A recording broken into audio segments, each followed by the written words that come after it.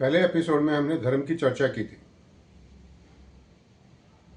और आपको बताया था कि धर्म रिलीजन नहीं होता। अंग्रेज़ी में या किसी भाषा में धर्म के लिए कोई उपयुक्त शब्द है या नहीं, मुझे कोई जानकारी नहीं, लेकिन इतना जरूर है कि धर्म रिलीजन तो बिल्कुल नहीं होता। तो धर्म होता क्या है? फिर आप भाषा पे जाएं। धर्म, किसी चीज़ का गुण धर्म क्या है? पानी का गुण धर्म है गीला करना, हवा का गुण धर्म है सुखाना, अग्नि का धर्म है जलाना। इसी तरह जो सृष्टि है, प्रकृति है, ईश्वर है, उसका गुण धर्म क्या है? उसका गुण धर्म, उसका धर्म, उसका एसेंस, उसका सत्य, उसका तत्व, तत्सार, वो कहलाता है परम सत्य, द सुप्रीम ट्रुथ। और सुप्रीम ट्रुथ क्या है? कि एक ही शक्ति हर ओर विद्यमान है और वही सब कुछ करती है। ये भाव ही धर्म है। जो इस भाव को ग्रहण कर लेता है, इस भाव को धारण कर लेता है, वो ईश्वर की प्राप्ति कर लेता है। लेकिन धारण करने का मतलब ये नहीं सिर्फ आपने जान लिया, आपने याद कर लिया, या इसका कोई जप करना है कि यार वो ईश्वर है और ईश्वर सब कुछ कर रहा है। इससे काम नहीं बनता। इसका एक सतत अभ्यास करना होता है। अभ्यास का तरीका हम आगे चल के आपको बताएंगे। और सत्य के अभ्यास से बड़े फ़ायदे हैं। सिर्फ आध्यात्मिक फ़ायदे ही नहीं, साधारण जीवन में भी आपको अनंत फ़ायदे हैं। रोग, दुख, चिंता, कष्ट, समस्याओं, सभी से परम सत्य का अभ्यास आपको मुक्त करता है, मुक्त कर सकता है, बशर्ते उसको आप ढंग से फॉलो करें। जीवन में हम परेशान किन चीज़ों से होते हैं? इन्हीं चीज़ों से होते हैं। किसी को कोई दुख लगा है, किसी को कोई चिंता लगी है, किसी को कोई रोग लगा है। यूँ तो संसार के अंदर दुनिया भर के तरीके बताए जाते हैं इन सब चीज़ों से मुक्ति के लिए। कहीं कोई ज्योतिष की बातें करता है, कोई साधना की बातें कर रहा है, कोई मंत्र की बातें कर रहा है, कोई तंत्र की बातें कर रहा है, कोई देवी देवताओं की पूजा की बात कर रहा है। ये तो नाना प्रकार की चीज़ें हैं, हमेशा से रही हैं, अभी भी हैं। लेकिन इनके फल क्या हैं और सत्य का फल क्या है और दोनों में भेद क्या है? भेद यही है कि जो सत्य एक बार आपको सुख देता, सुख प्रदान करता है जीवन के अंदर, तो वो स्थायी होता है, परमानेंट होता है। और ये देवी देवताओं की भक्तियाँ, ये आपके मेडिटेशन और दुनिया भर के तरीके, ये अस्थाई तरीके हैं, टेम्पररी रिलीफ कह लो। एक समस्या आई तो फलाने देवता के पीछे भागे, दूसरी समस्या आई तो और किसी देवता की अर्चना पूजा करने के लिए किसी पंडित जी ने बता दिया आपको। एक कोई मंगल ग्रह भारी हुआ तो ये फलाना मंत्र करो, कोई शनि भारी हो गया तो ये मंत्र करो।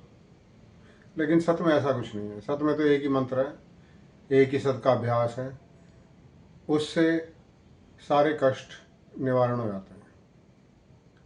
लेकिन ऐसा क्यों है, इसको आपको समझना होगा। सत्य वो परम शक्ति है जो इस सृष्टि को बनाने वाली है, जिससे इस सृष्टि उत्पन्न हुई है।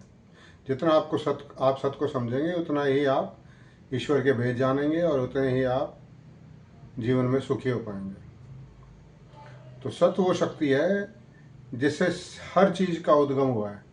चाहे आपके ब्रह्मा विष्णु महेश हों, चाहे देवी देवता हों, चाहे कोई कुछ भी हो, सृष्टि हो, कुछ भी हो, तभी कहा गया ओम तत्सत। ओम का मतलब ईश्वर, ईश्वर का तत्सार सत है। इस सत से ही सब कुछ उत्पन्न हुआ है। तो ये वही बात हो गई आपको कोई समस्या है तो एक किसी छोटे मोटे अपने एरिया के आपने अधिकारी से दोस्ती कर ली, थोड़ा संबंध बना लिया, थोड़े काम करा लिए। फिर एक बड़ी समस्या आ गई तो आपने और ऊपर लेवल पे, डिस्ट्रिक्ट लेवल पे किसी अधिकारी या किसी नेता से संपर्क बना लिया।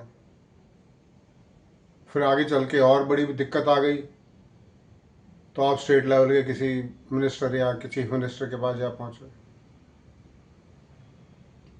ऐसा ही कुछ सिस्टम आपके देवी देवताओं का है। कोई एक ऐसी शक्ति नहीं है जो वहाँ पे जो कि सारी आपकी समस्याओं का निवारण कर सके। लेकिन आप सोचिए कि अगर जैसे कि हम दुनिया में करते हैं, लोगों से संबंध बनाते हैं, उनसे लाभ उठाने की कोशिश करते हैं, कहीं आपने सीधा देश के प्राइम मिनिस्टर से आपने संबंध जोड़ लिया, उससे आपने घनिष्ठ मित्रता कर ली, दोस्ती कर ली, इतनी घनिष्ठ दोस्ती कर ली कि जो वो कहे, जो आप कहो वो माने और आपका काम पूरा करे। वो कहता जो तू कहेगा वो मैं कर दूंगा। सोचो कभी ऐसा हो तो क्या हो। हुँ? अगर ऐसा हो गया तो फिर आपके कोई काम रुकने वाले नहीं है। फिर आपको किसी आईपीएस के पास, किसी नेता के पास, किसी होम मिनिस्टर, किसी चीफ मिनिस्टर के पास भटकने की जरूरत नहीं है। प्राइम मिनिस्टर आपका दोस्त ठहरा, आपने उसको कहा, उसने उठा के फ़ोन खड़काया, आपका काम हो गया। ऐसी परम शक्ति है सत्य, जिसका सब चीज़ों के ऊपर कंट्रोल है। आपके ब्रह्मा पे, आपके विष्णु पे, आपके देवी देवताओं पे, आपके गुरुओं पे, आपके महात्माओं पे, कोई उस शक्ति से परे नहीं है। सारे उसके कंट्रोल के अंदर है। जैसे आप ओम कहते हो, उसका तत्सार सत है, ओम तत्सत। और उस सत के पास सारी शक्तियां हैं। वो जिसको हुक्म देगा वो दौड़ के वो काम करेगा। फिर आपको क्या जरूरत है इंडिविजुअली किसी देवी देवता की पूजा करने की, या कहीं माथे रगड़ने की, कहीं नाक रगड़ने की। और ये बातें समझने की, अगर आप समझ गए तो आप फ़ायदा उठा जाएंगे, नहीं समझे तो सदियों से बहुत लोग भटक रहे हैं। कोई यहाँ जाता है, कोई तीर्थ में जाता है, कोई वहाँ जाता है, तब भी समस्या, जीवन खत्म हो जाता है, समस्याओं का अंत नहीं होता। सत्य एक ऐसी चाबी है, एक ऐसी कुंजी है। It is a key to all problems of your life. लेकिन तब जब आप समझे, ये सब कोई अंधविश्वास नहीं है कि जी आपने मंत्र जब कर दिया, 108 मंत्र कर दिए तो जी फलाना काम हो जाएगा, आपने फलानी जगह दिया जला दिया, इस रंग के कपड़े पहन लिए तो वो काम हो जाएगा। ऐसा अंधविश्वास है, कोई काम नहीं है सत्य के अंदर। सत्य एक विज्ञान है, और उस विज्ञान का जो जिक्र आया है, ऐसे अद्भुत अद्भुत ग्रंथ हैं जिनको मजे की बात है कोई पढ़ता ही नहीं, कोई उनको रेफर करता ही नहीं है। त्रिपुर रहस्य एक इतना अद्भुत ग्रंथ है जिसमें संवाद है श्री दत्तात्रेय महाराज का और परशुराम जी का। परशुराम शिष्य की तरह उनसे प्रश्न पूछ रहे हैं और दत्तात्रेय उसका उत्तर दे रहे हैं। उसमें बताया कि कौन सी वो शक्ति है जो परम शक्ति है, कैसे उससे संपर्क जोड़ा जा सकता है। लेकिन दुर्भाग्य की बात क्या है, ग्रंथ तो है हमारे पास, लेकिन प्राचीन ग्रंथ हैं, आज के लिखे हुए तो है नहीं। प्राचीन उनकी भाषा, प्राचीन उनकी परिभाषाएं, और जब आज की मनुष्य बुद्धि उनका विश्लेषण करती है तो क्या होता है।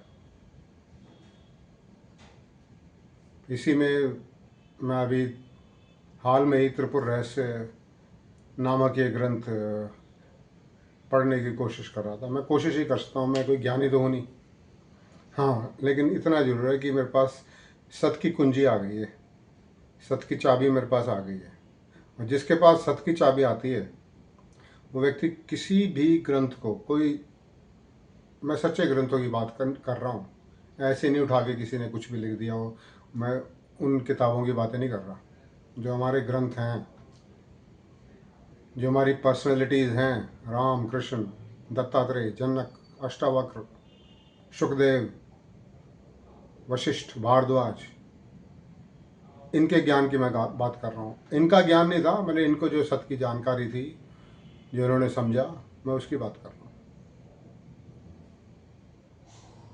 लेकिन दुर्भाग्य क्या है कि ये जो ग्रंथ तो हमारे पास हैं, ये प्राचीन भाषा संस्कृत के अंदर है। और भाषा का मैंने पहले एपिसोड में आपसे जिक्र किया था, कैसे अर्थों के अनर्थ होते हैं समय के साथ साथ। ऐसे त्रिपुर रहस्य में एक शब्द आता है, कई श्लोकों में, कई उसके श्लोक हैं, उसमें ये शब्द आता है सत्संग। किसी को भी हिंदी भाषा का, संस्कृत का ना भी हो तो हिंदी भाषा का भी थोड़ा बहुत ज्ञान भी होगा ना, तो वही बता देगा सत्संग का क्या अर्थ है। सत मतलब ट्रुथ, संग मतलब साथ, सत का साथ, सत के साथ को हम कहते हैं सत्संग। आप झूठ का साथ दोगे तो हो गया झूठ संग, किसी पॉलिटिशियन का साथ दोगे हो गया पॉलिटिशियन संग। सत्संग का मतलब सत का साथ, और सत का मतलब ये दुनिया का सत्य नहीं, परम सत्य की बात हो रही है, ब्रह्म ज्ञान की बात हो रही है। बड़े कई नामों से इसको पुकारा गया है। तो सत्संग क्या है? सत्संग का मतलब सत का साथ, सत की प्रैक्टिस, सत का अनुसरण, सत को जीवन में फॉलो करना, हर क्षण फॉलो करना। पहले एपिसोड में आपको बताया कि सत की प्रैक्टिस करोगे तो हर क्षण होती है, सत का ध्यान हर क्षण होता है। 8 पहर जो तुझे ध्याऊं, ता गोविंद सिंह का नाम कहाऊं, ऐसा होता है सत का सत्संग। और इन्होंने क्या अर्थ कर दिए, जो इंटरप्रेटर्स हैं, बड़े बड़े ज्ञानी हैं, मैं तो प्रणाम करता हूँ उनके ज्ञान को। मेरे को तो इतना ज्ञान भी नहीं है जितना उनको ज्ञान है। इन कैसे उन्होंने अर्थ के अनर्थ किए हैं, ये एक बड़े आश्चर्य और एक दुर्भाग्य की बात है। सत्संग को लिखते हैं साधुओं का संग, कमाल की बात है। अगर वो साधु है, उनको क्या कहते हैं, लिखने वालों को पता नहीं साधु कैसे लिखा जाता है, तो साधु संग ना लिखते, सत्संग क्यों लिखा उन्होंने? तो ऐसे ही अज्ञानता की वजह से, और मैं इनको दोष भी नहीं दे रहा, जो इंटरप्रेटर्स हैं, जो टीकाएं लिखने वाले हैं बड़े बड़े ग्रंथों की, बड़े बड़े नाम हैं इनके, अब मैं क्या नाम लूँ इनके। और मैंने तो कहा है कि मैं तो रिस्पेक्ट करता हूँ इनकी, कम से कम इन्होंने ये ज्ञान हमारे तक पहुँचाया तो सही, कैसे भी हालत में पहुँचाया। इन्होंने जो इंटरप्रिटेशन की हैं, वो कोई जानबूझकर इन्होंने स्वार्थवश अर्थों का अनर्थ नहीं किया है, ये सब अज्ञानतावश हुआ है। और मैंने जैसे आपको अभी बताया था, सत्य की प्रैक्टिस होती है एक विज्ञान, इसको विज्ञान की तरह समझोगे तो आपको लाभ होगा। और कहीं आप इसको अंधविश्वास की तरह, जी एक मंत्र जप कर दिया, यहाँ दिया जला दिया, ऐसा कर दिया, वैसा कर दिया, मेरा ये काम हो जाएगा, ऐसा कोई सत्य में खेल नहीं होता। सत्य पूर्ण एक विज्ञान है, एक शुद्ध विज्ञान है। H2 + O2 = H2O। वो H2 में आप O2 की जगह कार्बन नहीं मिला सकते जो वाटर बनेगा। ऐसी सत्य में जो है विधियां तो हैं, उसमें आप अपनी मर्जी से कोई ये नहीं कि भाई आपने केसर की दिए की जगह हल्दी का दिया जला दिया, ये फलाना काम कर दिया, ऐसा कुछ खेल नहीं है। सीधे सीधी बातें हैं, सीधी सीधी समझ है सत्य के अंदर। और आप सत्य को जिस दिन अगर समझ गए तो आप आश्चर्य करोगे सृष्टि कितनी सुंदर है, क्योंकि सब कुछ विज्ञान पे आधारित है। विज्ञान के अलावा यहाँ कुछ नहीं है। तभी इस युग के अंदर, क्योंकि ये सत्य आ रहा है, तो विज्ञान भी, बाहर का विज्ञान भी, भौतिक विज्ञान भी बहुत प्रोग्रेस कर रहा है। और ये कोई आपको आश्चर्य होगा सुनकर, जब ये भौतिक विज्ञान प्रोग्रेस करना शुरू किया था तो इनका कितना विरोध हुआ था। रेलगाड़ी चली थी तो उसके ऊपर बैठने को कोई तैयार नहीं था इंग्लैंड के अंदर। वहाँ के लोग कहते थे इसको डेविल्स इंजन, लोग घबराते थे, और घबराते ही नहीं थे रेलगाड़ी में चढ़ने के लिए। वो इसको डेविल्स इंजन बुला के, इस पे में इतना अंधविश्वास था उनके अंदर कि हम इस पर चढ़ेंगे तो हम मर जाएंगे। आज कहने को तो हम एक साइंटिफिक युग में जी रहे हैं, लेकिन साइंटिफिक एटीट्यूड हमारा है नहीं बिल्कुल भी। लेकिन हमारे जो ऋषि थे, जिन्होंने सत्य को समझा, जिन्होंने सत्य को जाना, हमारे जो कृष्ण थे, जिन्होंने सत्य की व्याख्या की गीता में, हमारे जो दत्तात्रेय जी हैं, जिन्होंने अवधूत गीता में और श्री त्रिपुर रहस्य के अंदर सत्य की व्याख्या की, वो वैज्ञानिक थे। हम उनको ऋषि कह देते हैं, और ऋषि को हम कोई सोच लेते हैं कोई दाढ़ी बढ़ा हुआ या ऐसे गेरुए वस्त्र पहने हुए, ऐसा ऐसा कोई व्यक्ति ऋषि होता है। वस्त्रों से और अपीयरेंस से और हाव भाव से, इन इन इन चीज़ों से कोई साधु या ऋषि नहीं बनता। ऋषि का मतलब जिसने सत्य का दर्शन कर लिए हों।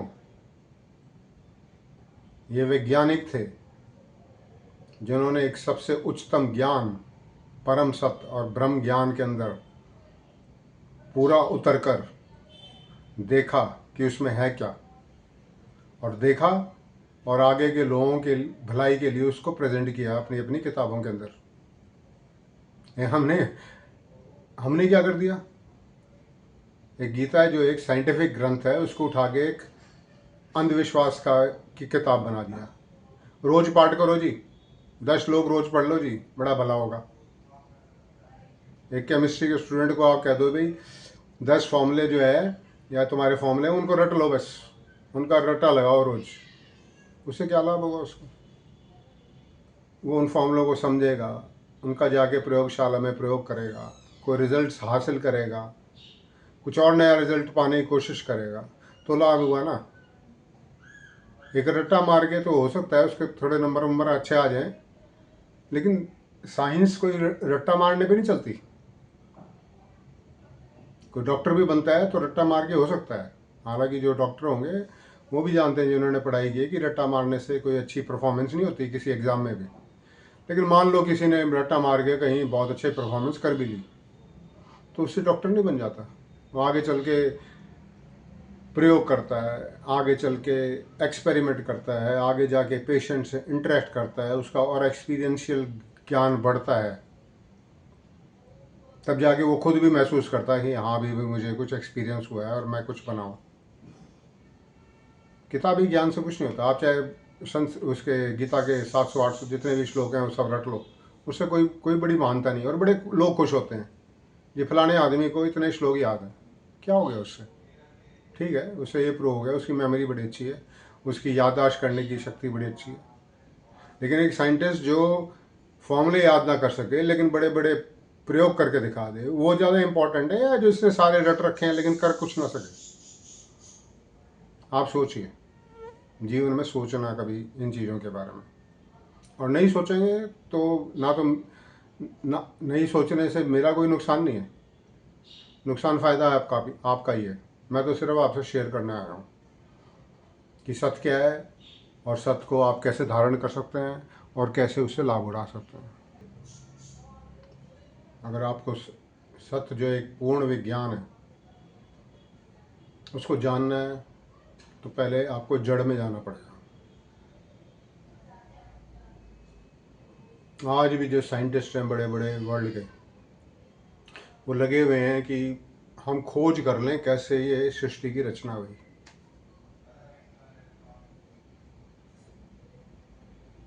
अगर आपको कहीं से अगर आप सत्य में उतर गए और प्रैक्टिस में आ गए,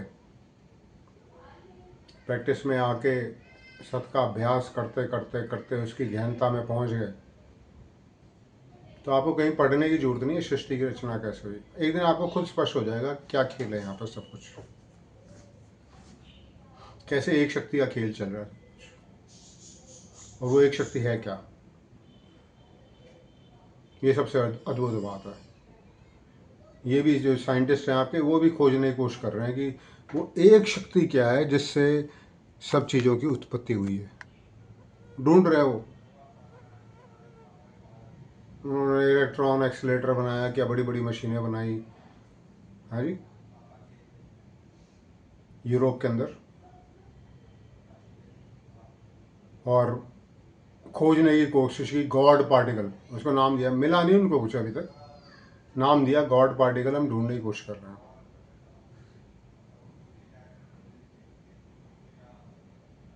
ठीक है, लेकिन उनको मिला नहीं कुछ अभी तक। अब आपको एक चीज़ मैं, ये क्यों नहीं मिला, इसको भी एक सोचने की बात है, क्योंकि मैं आपको कह रहा हूँ ये विज्ञान है। किसी व्यक्ति को एक तार दिया जाए, दिखाया जाए बिजली का, है, और उसमें कहा जाए इसमें से बिजली नामक शक्ति इसके अंदर से प्रवाह कर रही है, electricity is flowing through this wire, ये उसको बताया जाए, और वो व्यक्ति कहे आपसे कि मुझे प्रूव करके दिखाओ कैसे, इसमें कहाँ है इलेक्ट्रिसिटी, दिखाओ मुझे उस इलेक्ट्रिसिटी को। तो कोई है, कोई साइंटिस्ट है जो इलेक्ट्रिसिटी का फ्लो दिखा सकता है उस वायर के अंदर? कोई नहीं दिखा सकता। इलेक्ट्रिसिटी क्या है? Flow of electrons. इलेक्ट्रॉन के प्रवाह को इलेक्ट्रिसिटी कहते हैं। किसी भी वायर के अंदर इलेक्ट्रॉन फ्लो कर रहे हैं, ये आप प्रूव करके दिखाओ। कैसे प्रूव करोगे? दिखा दो मुझे इलेक्ट्रॉन। दिखा सकते हो आप इलेक्ट्रॉन फ्लो करते हुए? नहीं दिखा सकते। इसी तरह जो वो परम शक्ति है, उसको उसका एग्जिस्टेंस कैसे प्रूव करोगे आप? एक तार में से बिजली फ्लो कर रही है, उसका एग्जिस्टेंस कैसे प्रूव करोगे? या तो उस तार के साथ कोई यंत्र जोड़ दो तो काम करने लगेगा, एक पंखा चलने लगेगा, एक बल्ब जल जाएगा, तो आप कहोगे देखो भाई इसमें से ये शक्ति आ रही है इस यंत्र के अंदर, और देखो ये यंत्र चला, तो तुम्हें पता लगना चाहिए ये। कोई कहता है मैं तो फिर भी नहीं मानता। भाई तो फिर छू के देख लो तुम, एक ही तरीका है है ना? जब वो लगेगा झटका, अपने आप पता लग जाएगा कि इसमें शक्ति है नहीं। इसी तरह जो ये ईश्वर जो शक्ति है, इसको अनुभव किया जा सकता है। कोई कहना है प्रूव करो एग्जिस्टेंस ऑफ गॉड। जो चीज़ इतनी सटल हो, सटल का मतलब इतनी सूक्ष्म से सूक्ष्म हो, जिसको आपके यंत्र पकड़ ही नहीं सकते, हो सकता है और होता भी है। इलेक्ट्रिसिटी अगर फ्लो कर रही है किसी वायर में से, तो वोल्ट मीटर वगैरह यूज़ करके, एम मीटर वगैरह, मेरा विज्ञान का जो ज्ञान है वो इतना ही सीमित है, मतलब उसको आप प्रूव कर सकते हो इसके अंदर कुछ हलचल है। लेकिन नेचर में जो एक सूक्ष्म से सूक्ष्म, लेकिन सूक्ष्म से सूक्ष्म होते हुए भी परम शक्ति जो है, उसको कोई यंत्र पकड़ ही नहीं सकता, तो उसका कैसे अनुभव हो? उसका जो विज्ञान है कि उसका अनुभव कैसे हो, उस तक हम संपर्क कैसे करें, उसको कहते हैं परम सत्य, ब्रह्म ज्ञान। अब मैं आज की भाषा में, आज के विज्ञान की भाषा में आपको बता रहा हूँ। और वो जो शक्ति है वो हर जगह विद्यमान है। पत्थर में भी है, पानी में भी है, हवा में भी है, कणों में भी है, आकाश में, स्पेस, जो 5 एलिमेंट्स हम कहते हैं, अर्थ, फायर, स्पेस, वाटर, इन सब के अंदर है। कोई ऐसी जगह नहीं जहाँ वो शक्ति विद्यमान नहीं है। तभी ये जो रूपों की पूजा करने वाले हैं, मूर्तियों की पूजा करने वाले, कहते हैं जी कण कण में ईश्वर है, कहीं भी पूज लो, पेड़ को पूज लो, पत्थर को पूज लो, है जी। उनका लॉजिक सही है उनका, लेकिन साइंस लॉजिक से नहीं चलता। साइंस चलता है प्रयोग से, एक्सपीरियंस से, प्रैक्टिकलिटी से। एक लॉजिक में तो बड़ी उल्टी सुल्टी चीज़ें होती हैं। A is equal to B, B is equal to C, so A is equal to C. इसी इसी फॉर्मूले को आप कई ऐसी जगह लगा सकते हो जो कि जरूरी नहीं सच हो। हैं, गाय जो है वो 4 पैरों वाली पशु है, A is equal to B. गाय है, 4 पैरों वाली पशु है। घोड़, ठीक है जी, गाय देने वाले पशु है। और जो है तुम्हारा मगरमच्छ, वो भी 4 पैरों वाला पशु है। तो इसका मतलब गाय, मगरमच्छ भी दूध देता है। A is equal to B is equal to C. Logic नहीं चलता यहाँ पे। इसे अंग्रेजी में कहते हैं सिलोलॉगिज्म। सिलोलॉगिज्म होता है बेकार की बहस, बेकार के तर्क, फालतू के। फालतू के तर्क नहीं चलते, विज्ञान के अंदर नहीं चलते, तुम्हारे फालतू के लॉजिक में चलते हैं सिलोलॉजिज्म में अंदर, लेकिन विज्ञान के अंदर फालतू के लॉजिक नहीं चलते। वहाँ तो जो है सो है। तो ये बात हो रही थी कि पेड़ में भी वो है, वो शक्ति है, पत्थर में भी वो शक्ति है, तो क्या दिक्कत है?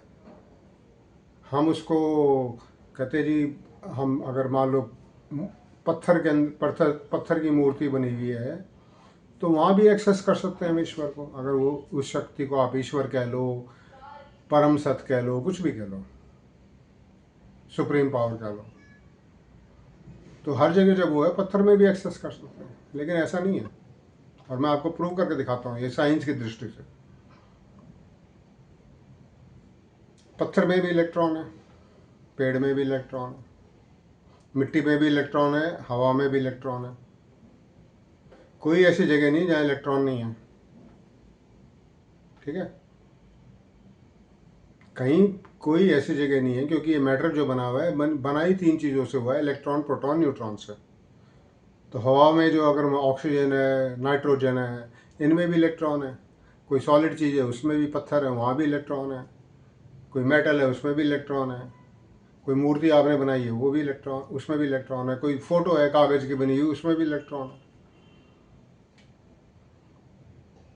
जब सब जगह इलेक्ट्रॉन है, और फ्लो ऑफ इलेक्ट्रॉन को हम इलेक्ट्रिसिटी कहते हैं, यानी कि इलेक्ट्रॉन का ही हम प्रयोग करते हैं इलेक्ट्रिसिटी के रूप में।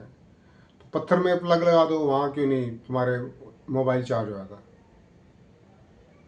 सीधा सीधा रीज़न है, वहाँ फ्लो ऑफ इलेक्ट्रॉन नहीं है। इलेक्ट्रॉन तो प्रेजेंट है हर जगह, वहाँ फ्लो ऑफ इलेक्ट्रॉन नहीं है। वहाँ पे एक कंडीशन चाहिए, फ्लो ऑफ इलेक्ट्रॉन। और फ्लो ऑफ इलेक्ट्रॉन होता है कंडक्टर के अंदर से। वो फ्लो ऑफ इलेक्ट्रॉन आपके वायर के अंदर से आ रहा है, वहाँ किसी यंत्र को जोड़ो, मोबाइल चार्जर को जोड़ो, आप इलेक्ट्रिसिटी को यूज़ कर सकते हो। बाकी तो इलेक्ट्रॉन हर जगह है। तो इलेक्ट्रॉन हर जगह हैं, लेकिन आप एक्सेस नहीं कर सकते उनको वहाँ पर। आप जब चार्जर लगा रहे हो अपने मोबाइल का, तो सिर्फ इलेक्ट्रॉन को इस्तेमाल कर रहे हो जो उस वायर में से फ्लो होके आ रहे हैं, और कुछ नहीं कर रहे, कोई बड़ी बात नहीं कर रहे।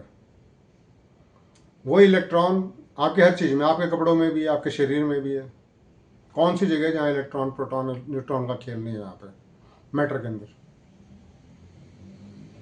एक जनरल बात कर रहा हूँ। लेकिन वहाँ आप एक्सेस नहीं कर सकते। आप चार्जर को अपने बॉडी के अंदर डाल के नहीं कह सकते भी चार्ज हो जाएगा, इससे मेरी बॉडी से चार्ज हो जाएगा। हो सकता है आगे टेक्नोलॉजी कोई निकल जाए कि बॉडी के अंदर कोई फ्लो ऑफ इलेक्ट्रॉन कर दे, लेकिन वो फ्लो ऑफ इलेक्ट्रॉन जरूरी है, कंडीशन जरूरी है। वैसे ही वो जो सुप्रीम पावर है, जैसे आपके इलेक्ट्रॉन, प्रोटॉन और न्यूट्रॉन हर पदार्थ के अंदर हैं, वैसे ही वो सुप्रीम पावर हर जगह है। हर जगह मतलब वो तो मैट्रिक्स है। मैट्रिक्स का मतलब एक बेस है, एक बेस फैला हुआ है चारों तरफ। बच्चे ना मैथमेटिक्स के पढ़ते हैं, वो एक्स एक्सेस, वाई एक्सेस, एक स्पेस का 3 डायमेंशंस का इमेजिन करते हैं। तो वैसे एक मैट्रिक्स है जहाँ पे वो एनर्जी फैली हुई है, उसी के ऊपर सब मैटर और सब कुछ बेस्ड है। वो मैट्रिक्स हमेशा रहता है। मैट्रिक्स में इसलिए वर्ड यूज़ कर रहा हूँ क्योंकि आज के लोग फिल्मों में देख के, इन सब चीज़ों को देख के इस बात को समझते हैं। हमारे ग्रंथ कहते हैं आधार, आधार शक्ति है वो, जिसने सब चीज़ों को थामा हुआ है। अब ये बात करें आधार शक्ति, तो जो आज के लोगों को शायद समझ में आए, तो हम बात करते हैं मैट्रिक्स का। अब पता नहीं वो मैट्रिक्स लोग बता रहा हूँ ना, अर्थों के कई लोग अपने मन में भी अर्थों के अलग अलग अर्थ बना के बैठे होते हैं। मैट्रिक्स का मतलब होता है एक बेस, जिसके ऊपर सब कुछ, जो सब चीज़ों को सपोर्ट करता है, उसे कहते हैं मैट्रिक्स। तो ये जो परम शक्ति है, जैसे ईश्वर कहते हैं, इट्स द मैट्रिक्स, आधार स्तंभ है जिसने सब चीज़ों को सपोर्ट किया। और सिर्फ सपोर्ट ही नहीं किया हुआ, ये सब कुछ निकला भी उसी से ही है, और फिर वापस उसी में समा जाना है। या आपका विजिबल वर्ल्ड पूरा डिसअपियर भी हो जाए, मैं नहीं कहता होगा या नहीं होगा, मैं इस बहस में नहीं पढ़ना चाहता। मैं आपको कोई स्पेकुलेशन नहीं देना चाहता, मैं सिर्फ एक आपको एक बात बोल रहा हूँ कि अगर मान लो ये डिसअपियर भी हो जाए, वो मैट्रिक्स फिर भी रहेगा, वो कभी ख़त्म नहीं होता। लोग हैं क्योंकि प्रश्न करने वाले तो प्रश्न करते हैं ना कि हमको ईश्वर ने बनाया, तो ईश्वर को किसने बनाया। मन जो होता है ये ऐसे ही सवालों पे सवाल, मन का मतलब ये है सवाल, डाउट्स। मन का मतलब सिर्फ इतना ही होता है, वो कभी रिजॉल्व नहीं होता। मन भी कभी रिजॉल्व नहीं होता, डाउट्स भी कभी रिजॉल्व नहीं होते। ईश्वर जो है वो एक ऐसी शक्ति है। अब ईश्वर का मतलब आप फिर दोबारा से ये मत समझ लेना कोई एक रूप बैठ के, कोई एक दाढ़ी वाला कहीं, या फिर ऐसे सुदर्शन चक्र उठा के, या कुछ कोई भी जो तुमने रूप इमेजिन किए हैं वो ईश्वर नहीं है। ईश्वर तो एक शक्ति है, एक एनर्जी है, विच इज़ ऑल परवेडिंग, सर्वव्यापी, हर जगह विद्यमान, ओमनीपोटेंट, ओमनीसिएंट। ओमनीसिएंट का मतलब सब कुछ देखने वाली। और जैसे हम एनर्जी की बात करते हैं, हमारे दिमाग में आता है इलेक्ट्रिसिटी।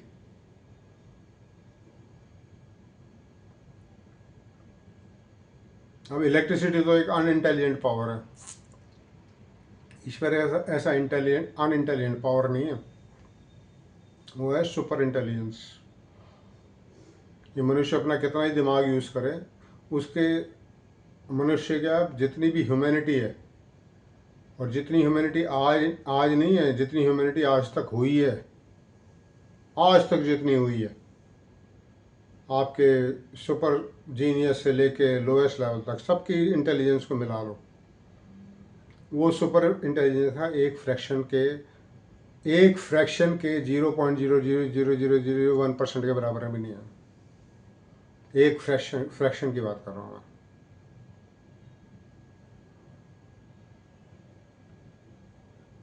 तो वो सुपर इंटेलिजेंट पावर है।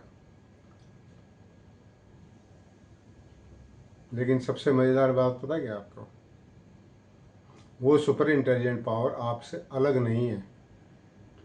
आपने ही अपने मन के द्वारा अपने आप को उससे दूर कर लिया है।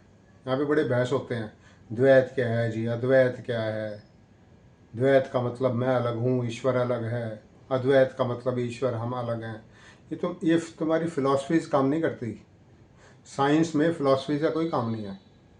तुम अपने दर्शन बना लो, फिलॉसफीज बना लो, वो सब जाएंगे कूड़े के अंदर।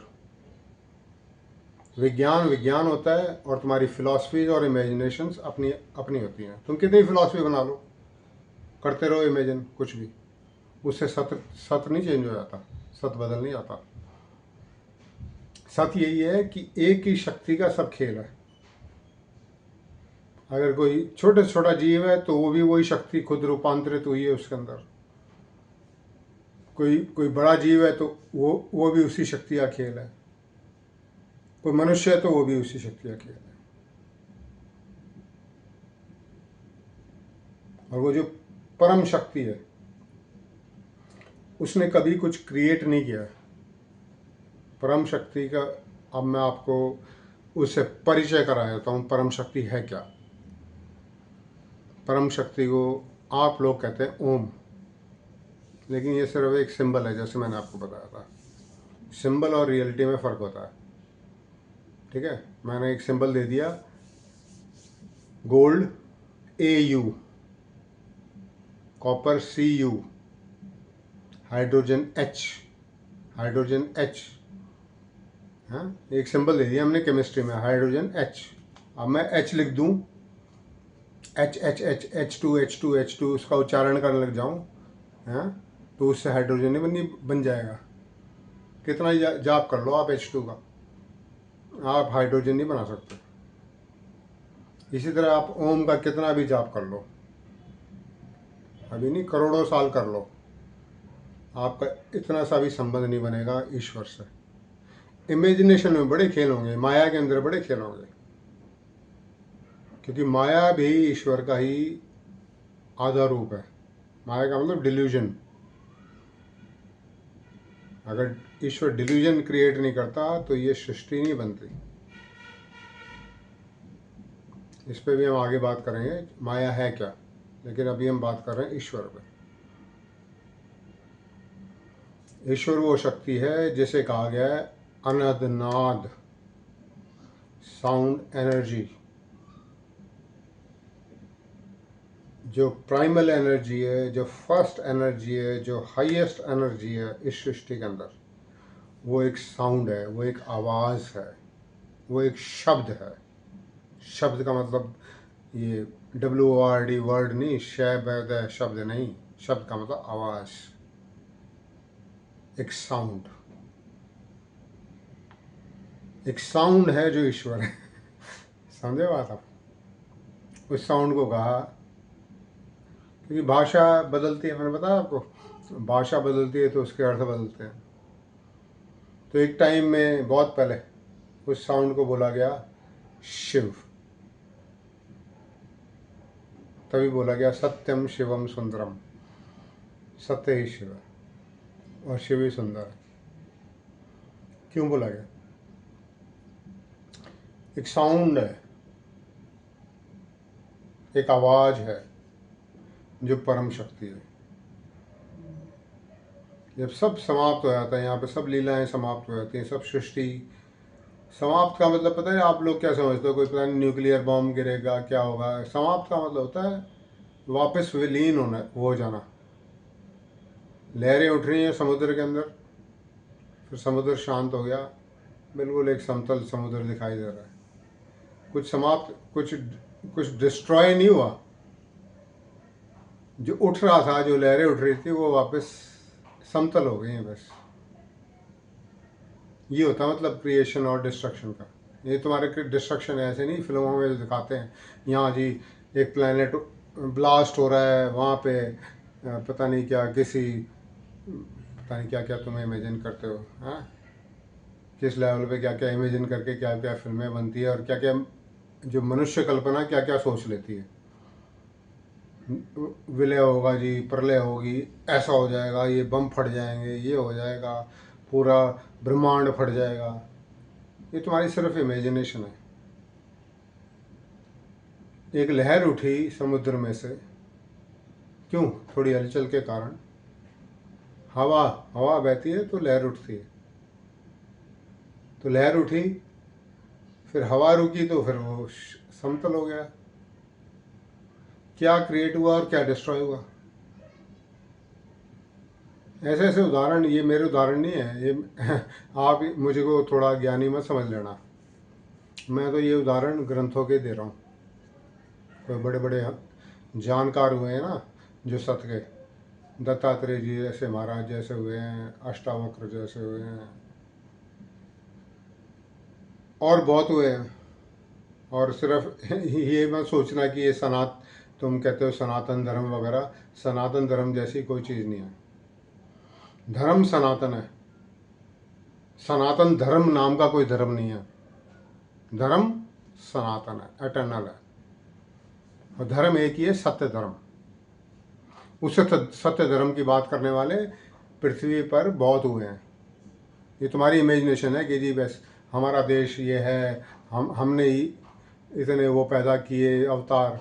अगर ज़्यादा अवतार पैदा किए तो इसका मतलब एक बात सोच के देखो, जहाँ गंदगी होती है वहीं सफाई करने वालों की जरूरत पड़ती है। अवतार आते हैं मनों को साफ करने के लिए। दो ही अवस्थाएं यहाँ पे दुनिया के अंदर, मन की अवस्था और आत्मिक अवस्था। हम जो मैक्सिमम लोग रहते हैं, हम मन की अवस्था में रहते हैं, आत्मा को ना जानते ना पहचानते। सुना है, हम कहते थे जी आत्मा है, हमें पता नहीं है आत्मा है क्या, बस सुना हुआ है। मरते हैं जी आत्मा बाहर निकल जाती है, बस इतना पता है बस। ये जो मनुष्य शरीर आप देखते हो ना, इसमें 3 तत्व हैं। मनुष्य फॉर्म जो है इसमें 3 तत्व हैं, शरीर, मन और आत्मा।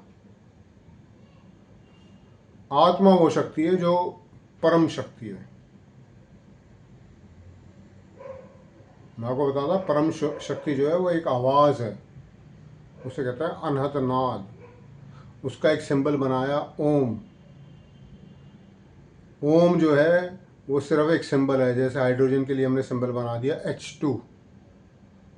H2 जो है वो हाइड्रोजन नहीं है, वो सिर्फ एक बताने के लिए है आपको। तो उस वो जो एक आवाज़ होती है शुरू में, साउंड एनर्जी होती है, उससे सबसे पहले प्रकट होती है एक ज्योति। उस साउंड एनर्जी को कहा गया शिव। भाषा का फर्क है ना, आज हम शिव को पता नहीं क्या समझ लेते हैं, उस समय में उन्होंने जो लिखा उसको तो हमें पता ही नहीं वो क्या बोल रहे हैं। उस साउंड एनर्जी को उन्होंने बोला शिव। शिव तुम्हारे ब्रह्मा विष्णु महेश वाले नहीं, ये तो बहुत लोअर शक्ति है। तो जो परम शक्ति है वो एक आवाज़ है, उसे कहा गया शिव। शुरू में सिर्फ वही था बस।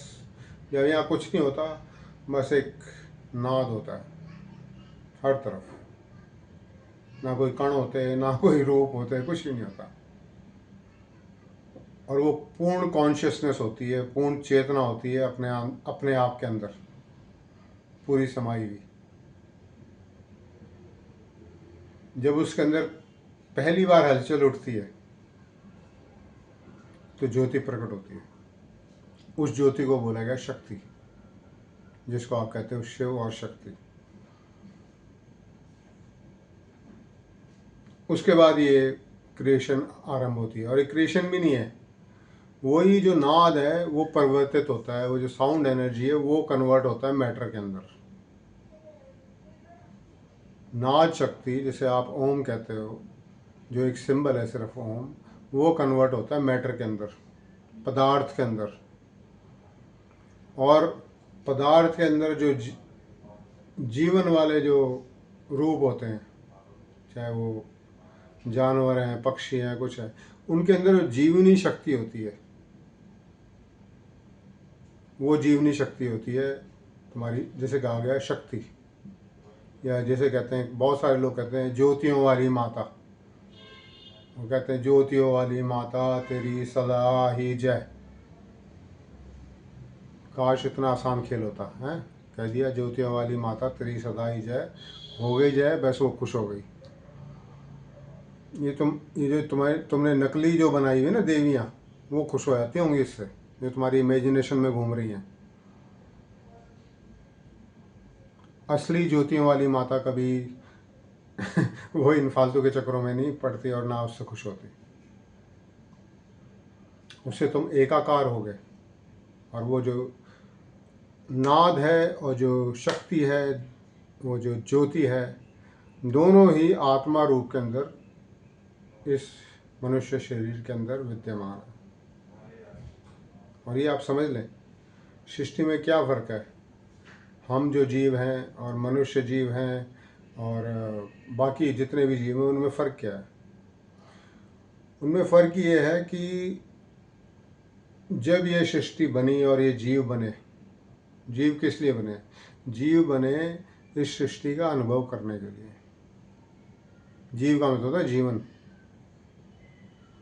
जितने भी जीव हैं इस सृष्टि के द्वारा, इस अपने शरीरों के द्वारा, अपनी सेंसेस के द्वारा इस जीवन का अनुभव कर रहे हैं, इस सृष्टि का अनुभव कर रहे हैं। एक बिल्कुल ऐसा जीव है जो दिखाई नहीं देता आंखों से, वो भी अनुभव कर रहा है। एक उससे बड़ा जीव है, वो भी कोई कीड़ा है, मकोड़ा है, वो भी अनुभव कर रहा है। कोई और ऊंचा फिर एक जीव है, कोई मेंढक है, कोई छिपकली है, वो भी अनुभव कर रहे हैं। हर चीज़ का अनुभव करते हैं, खाने का, पीने का, ठंड का, गर्मी का, हर चीज़ का अनुभव करते हैं वो। इस तरह चलते चलते चलते चलते अनुभव बढ़ते जाते हैं, नीचे से लेके ऊपर तक अनुभव बढ़ रहे हैं। लेकिन मजे की बात क्या है, अनुभव करने वाली कौन शक्ति है? वो परम शक्ति ईश्वर, जिसे ज्योति स्वरूप और नाद स्वरूप कहा जाता है, वो ही सब जीवों के अंदर अनुभव कर रहा है। तो ये जितने भी जीव हैं, ये सिर्फ शरीर हैं, तो वो एक मशीन है, मशीन कह लो, जिनके द्वारा वो परम शक्ति अनुभव करती है संसार को अलग अलग तरीक़ों से। अभी जो साइंटिस्ट ने रिसर्च किया ना, मुझे इतनी नॉलेज नहीं है, मैं कहता हूँ आपको मेरा ज्ञान बड़ा सीमित है, लेकिन फिर भी थोड़ा इधर पढ़ा है उधर पढ़ा है, तो कहते कहीं कहीं पढ़ा है कि भाई कुत्ते होते हैं वो ऐसे ऐसे रंग नहीं देख पाते, और जो नीचे जीव हैं वो उनमें इतने सेंसेस कम होते हैं, वो इतनी चीज़ों का अनुभव करते हैं, इतना नहीं कर पाते। तो अलग अलग जीवों में अलग अलग अनुभव है, लेकिन अनुभव करने वाली शक्ति सबके अंदर एक ही है। लेकिन सबसे फिनोमिनल एक शक्ति जो है वो है इस मनुष्य शरीर में। अब आप अपने आप को बहुत स्पेशल मत समझें, मैं इस शरीर की बात कर रहा हूँ। शरीर का मतलब एक सिर्फ मशीन। जब मैं मनुष्य की बात करूँ वो सिर्फ एक मशीन की बात कर रहा हूँ। आप मशीन नहीं हो, आप ये मनुष्य शरीर नहीं हो।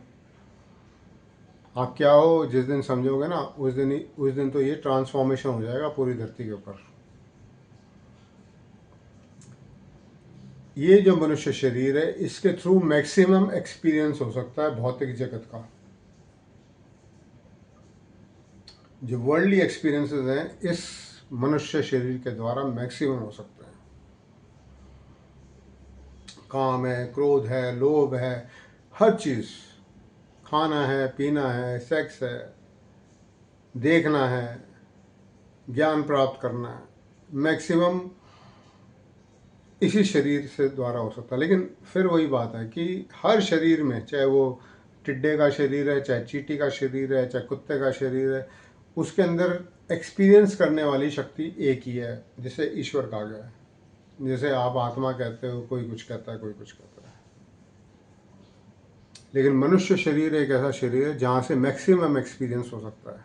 तो मनुष्य शरीर सिर्फ एक स्पेशल मशीन है इस सृष्टि की, जहाँ से ईश्वर सबसे ज़्यादा मैक्सिमम एक्सपीरियंस कर सकता है। लेकिन एक और बड़ी गजब बात है इस मनुष्य शरीर के बारे में। वो क्या गजब बात है कि इस मनुष्य शरीर एक एग्जैक्ट पॉइंट भी है। बैठ जाओ। मनुष्य शरीर जो है एक एग्जैक्ट पॉइंट भी है। एग्जैक्ट पॉइंट किस लिए? उसी शक्ति के लिए जो इस शरीर में आई हुई है। हालांकि वो है ओमनी प्रेजेंट, लेकिन इंडिविजुअल बन के वो एक खेल कर रही है इन शरीरों के अंदर। है नहीं इंडिविजुअल, लेकिन एक खेल कर रही है इंडिविजुअलिटी का।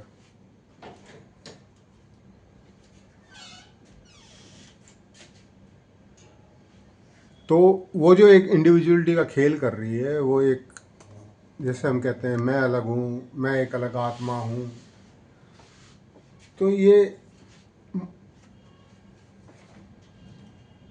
जो मनुष्य शरीर है,